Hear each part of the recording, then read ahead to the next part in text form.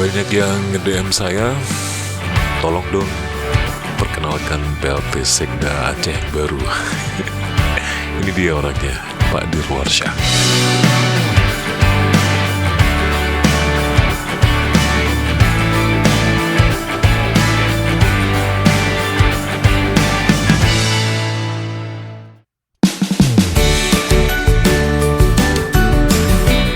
Jadi, kawan-kawanku semuanya, inilah dia sosok seorang PLT Sekda Aceh, Pak Dirwarsya.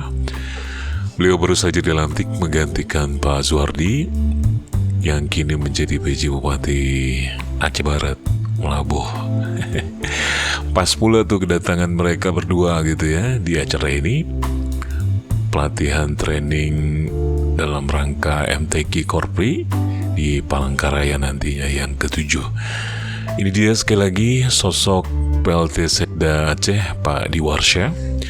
Karena ada ratusan yang DM saya di IG. Tolong dong di spill PLT Sekda yang baru, karena kami banyak belum gitu ya, belum kenal. Oke, baik. Alhamdulillah Mimin berkesempatan diajak lagi sama teman-teman Biro Administrasi Pimpinan, diajak untuk bisa langsung mengambil sosok beliau di Gedung Syariat Islam, tepatnya di Gedung LPTQ. Dan semoga saja untuk Anda yang sudah banyak DM ke saya, kiranya terpuaskan dengan hadirnya video ini.